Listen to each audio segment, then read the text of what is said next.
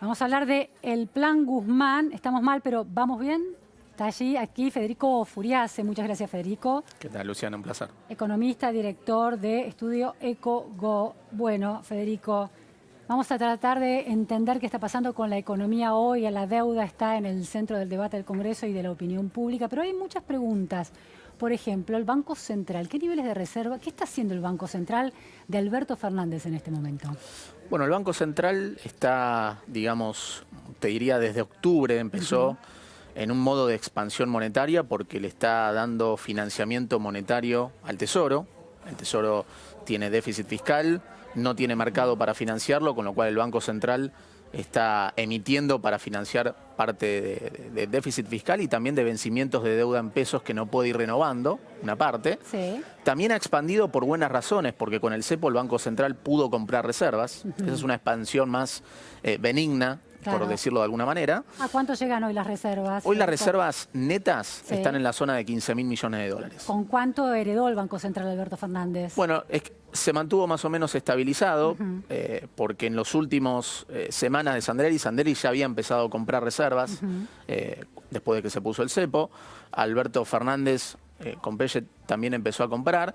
Lo que pasa que también han habido vencimientos de deuda en dólares que mientras se está negociando la deuda se pagan con reservas. Claro. De hecho, en la Ley de Solidaridad Social y Reactivación Productiva hay una señal muy importante donde hay un permiso para que el Tesoro le coloque una letra intransferible al Banco Central por 4.500 millones de dólares y esos dólares que salen de las reservas se van a usar para ir pagando vencimientos de deuda, de intereses, mientras se negocia la deuda.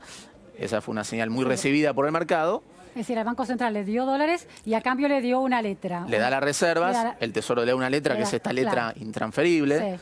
Por eso es clave que el Banco Central pueda seguir comprando dólares del superávit comercial, que tenemos exportaciones por arriba de las importaciones. Gracias a la baja de actividad, ¿no? Gracias. A la caída de las importaciones. Es la contrapartida de la recesión y la caída en las importaciones, pero eso le permite compensar la caída en reservas que tenemos porque el Tesoro le enchufa la letra intransferible para ir pagando vencimientos de intereses mientras se negocia la deuda y evitar, digamos, un default en lo que tiene que ver con la deuda de legislación internacional, ¿no? Pero hay mucha incertidumbre en torno a cómo va a seguir la negociación de la deuda y sobre todo el ruido en la provincia de Buenos Aires. Tengo preguntas sobre esto de la expansión de la base monetaria. Suena a warning, preocupación por el grado de inflación y de hiperinflación que eso podría generar. Sí, digamos, el riesgo de hiperinflación yo no lo veo de corto plazo.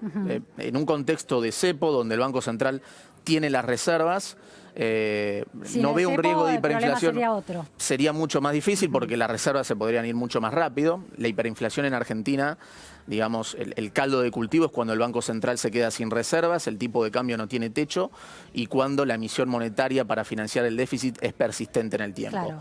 Ahora, claramente, si sigue habiendo emisión monetaria, está bien que el Banco Central ahora está retirando parte de la emisión monetaria porque a pesar de la baja en la tasa de interés, Pelle ha esterilizado, ha retirado pesos del mercado vía LELIX, a pesar de que bajó la tasa de interés. Sí. Amortiguando, está hoy la tasa de interés? Está en la zona de 50% la tasa de LELIC. ¿Sanleris a cuánto la había dejado? La había dejado, la empezó a bajar, la llevó a la zona de 58, ahora está en la zona de 50.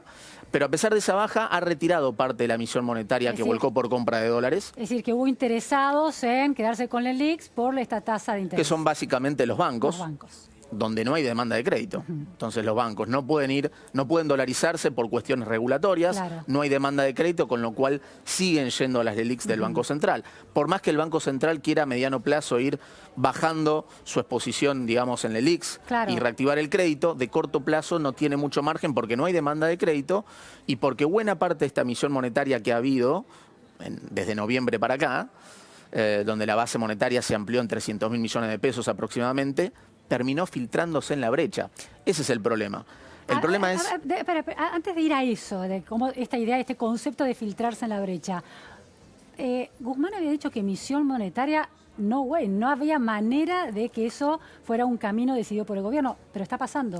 Está pasando relativamente, digamos, Guzmán dijo un mensaje muy claro. Así como no hay margen para ajustar el gasto público, por cuestiones políticas y sociales, tampoco había margen para aumentar el déficit y financiarlo con emisión monetaria. Entonces yo creo que ahí Guzmán va a tratar de mantener el déficit fiscal de 2019. Sí. Pero claramente ese déficit fiscal va a ser principalmente financiado con emisión monetaria porque no hay mercado para financiarlo. Entonces no pudo cumplir con ese objetivo. Hay que esperar porque en realidad lo que dijo Guzmán es no hay margen para aumentar el déficit y ese aumento del déficit respecto del año pasado financiarlo con emisión monetaria. Ah, se refiere al aumento. A la diferencia marginal que habría. Claro, y ahí hubo una señal muy importante porque el gobierno al desindexar las jubilaciones respecto de la inflación pasada, ahí moderó una inercia fiscal muy complicada que dejaba, digamos, los números de 2019 partiendo de inflación tan alta, ¿no? Pero eso implica para algunos haber ajustado, que es lo que Guzmán dijo que no iba a hacer. Es un ajuste. Es un ajuste. Es un ajuste y además cuando miramos lo que pasó del lado de aumentar la carga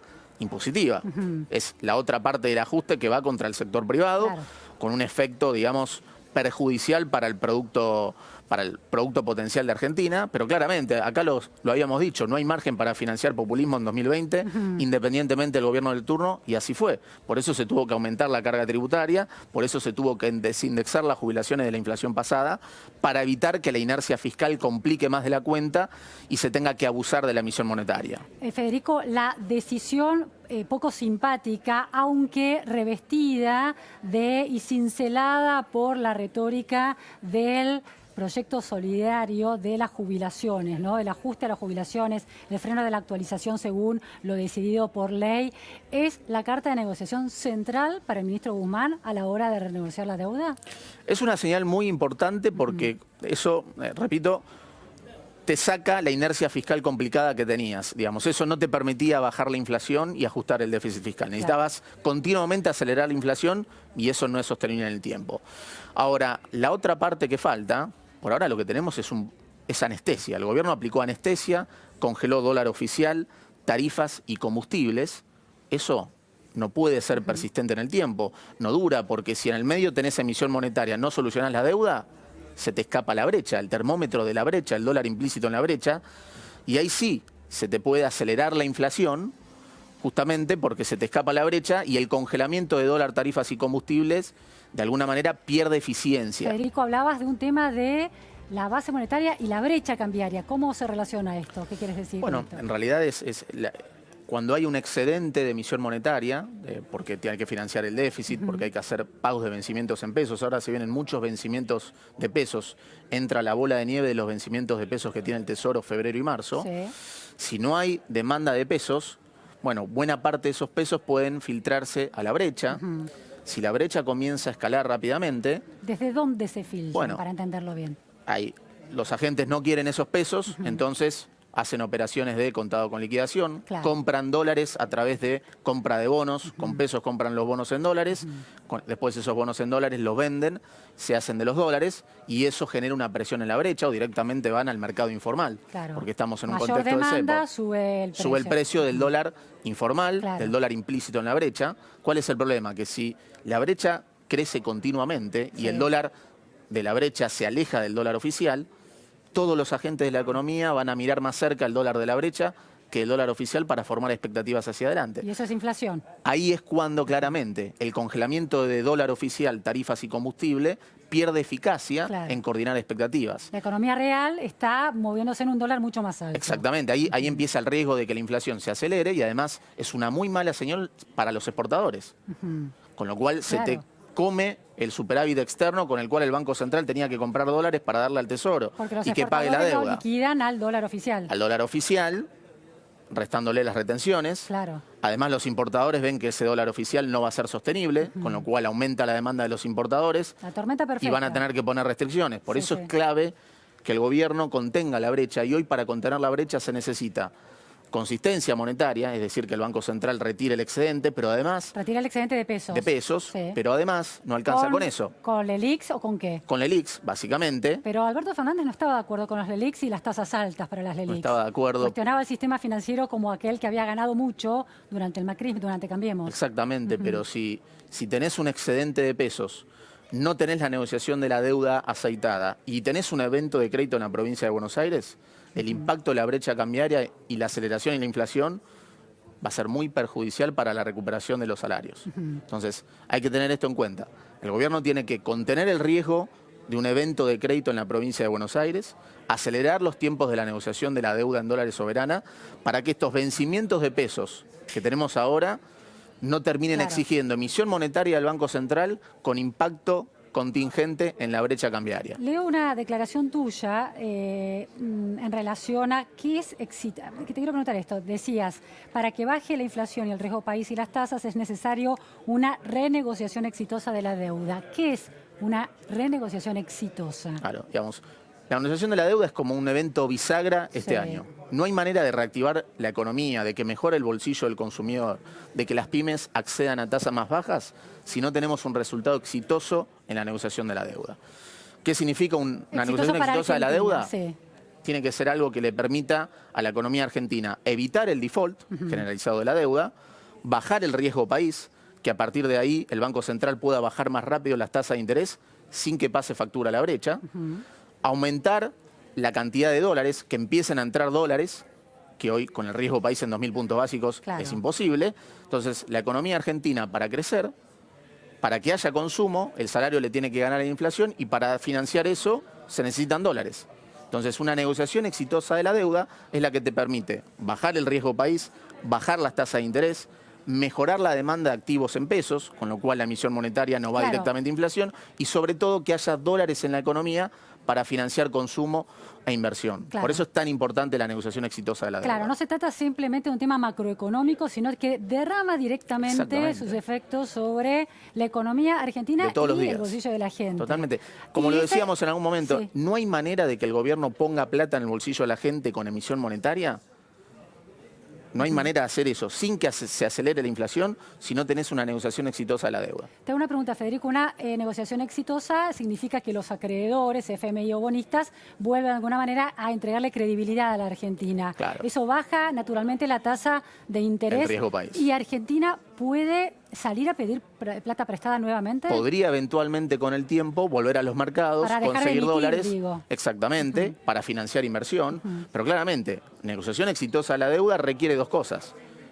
Que se den los tiempos de la reestructuración de la deuda, que la Argentina pueda descomprimir su perfil de vencimientos, bajar el perfil de vencimiento de deuda, pero en una negociación amigable con los acreedores. ¿La actitud de Axel Kicillof desde Provincia de Buenos Aires es una actitud amigable con los acreedores?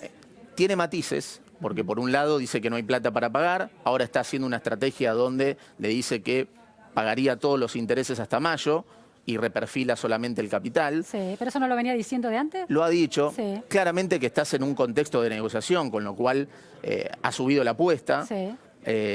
Claramente si los acreedores privados tienen la expectativa de que la nación va a salvar a la provincia de Buenos Aires, no hay manera de llegar a un acuerdo, con lo cual tiene lógica que Guzmán durante la negociación diga no va a haber salvataje. Pero, en mi opinión, dada la vulnerabilidad macroeconómica y los efectos potenciales que podría tener un evento de crédito en la provincia, en términos de la brecha, la negociación de la deuda soberana, el gobierno no debería dejar caer a la provincia por 250 millones de dólares. Muchísimas gracias, Federico Furiase. Los 250 millones de dólares claves en estos días en Argentina.